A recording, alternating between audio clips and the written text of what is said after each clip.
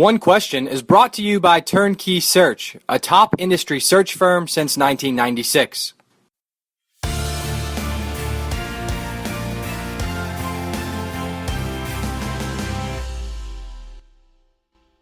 Greg Hansen from the Arizona Daily Star is on One Question today, and Greg broke the news of Greg Byrne, the former Arizona athletic director, or outgoing Arizona athletic director, to Alabama a little over a week ago. And Greg, certainly there's been plenty of news on this topic over the past 7, 8, 9 days since you broke the development. And the piece of it that I'm most interested in, and I think a number of people around the industry will be as well, President Hart is, and you've mentioned that she's a lame duck president, if you will. She's headed out in 2018, yet she is going to make this hire of a new athletic director in Tucson.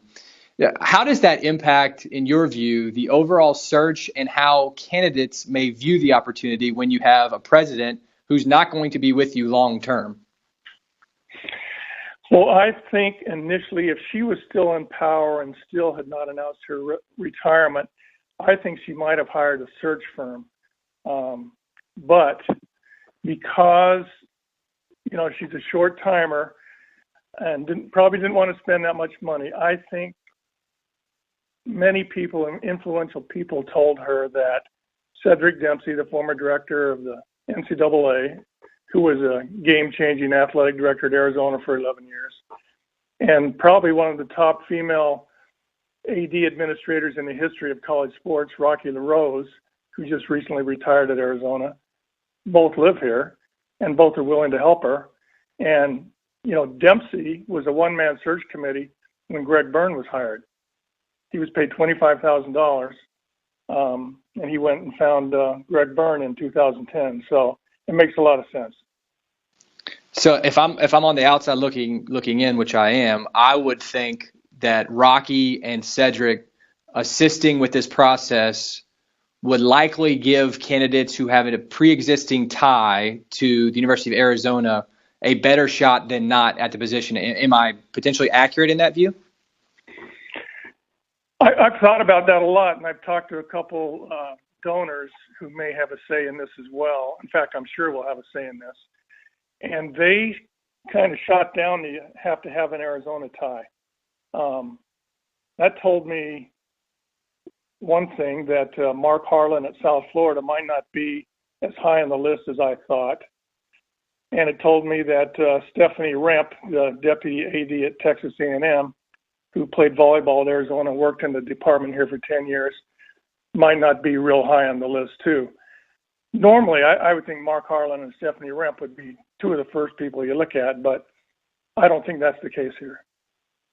Yeah, you guys have done a great job in the past week of, I mentioned it in D1 Ticker, that your slideshow is just a click machine when I put it in D1 Ticker, because everybody wants to see who those 9 or 12 candidates could be.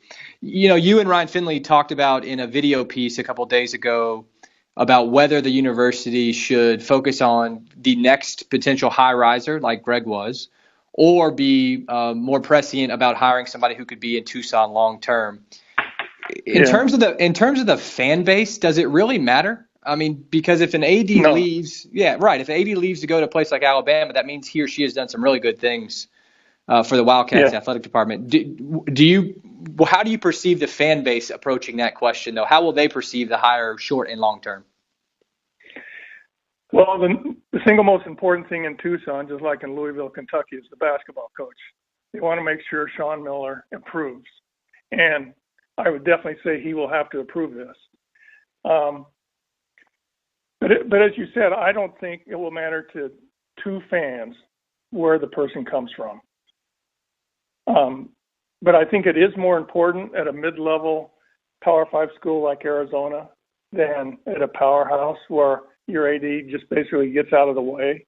I think the athletic director of a school like Arizona and Arizona State really has to be capable, engaging, like Greg Byrne was, and he has to make a difference. The athletic director at Oregon, for example, Rob Mullins, he's a guy who hides in the bunker. You never hear a word about him. He's not quoted. You never see him around. It's got to be different in Tucson. Yeah, would you put stock in somebody who is creative with revenue generation at virtually the very top of the list for this hire? Yes, absolutely. Because Arizona has a budget of almost $85 million, which is probably in the middle of the Pac-12, and they have a very, very pressing need for about $150 million to remodel the football stadium. That was Byrne's project when he left, and that is the first project for his successor. So I don't know where they're going to get that $150 million other than debt service, because Byrne just raised $140 million to redo all the other projects that were necessary in his 6 years here.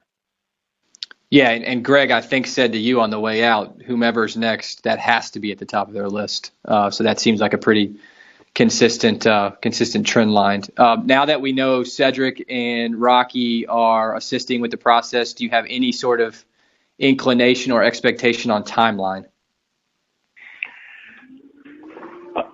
Cedric told me last week that he thinks it's a must to get it done by the Final Four.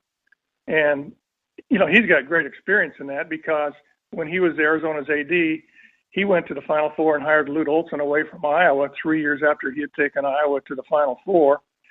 And Arizona was nobody coming off a 4-24 season. So, he's been around the block. He knows how it works. You can't really wait. And why would you have to wait anyway? Yeah, it's funny you mentioned Sean Miller as well, and you, of course, noted that I'm in Louisville, and I have, one perennial top 10, maybe a top 5 national annual program in my backyard in the University of Louisville, one down the street at the University of Kentucky. One of the things that Greg got done in Tucson was getting Sean Miller pinned to a long-term deal.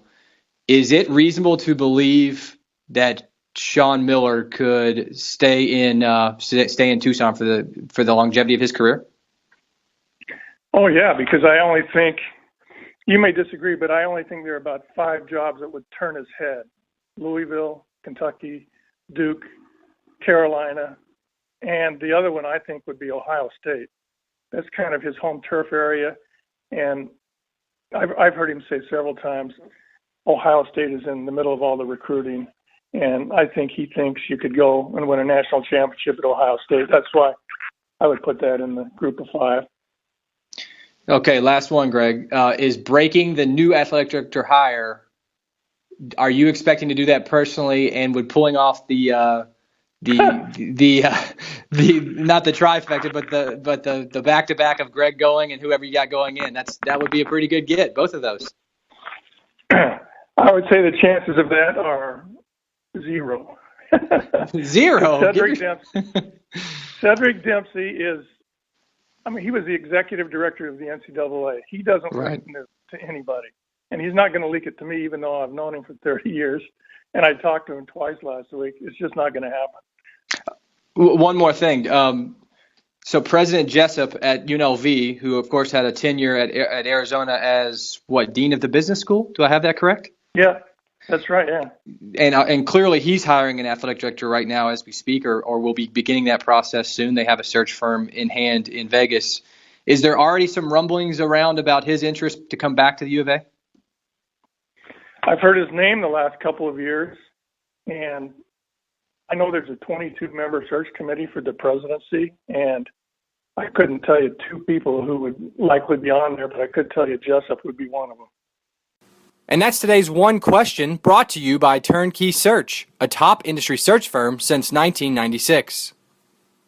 One Question is designed to give D1 Ticker subscribers valuable insights on how executive leaders in college athletics think about key issues on their respective campuses, in their departments, or within their leagues and conferences. One Question is brought to you by Turnkey Search, a top industry search firm since 1996.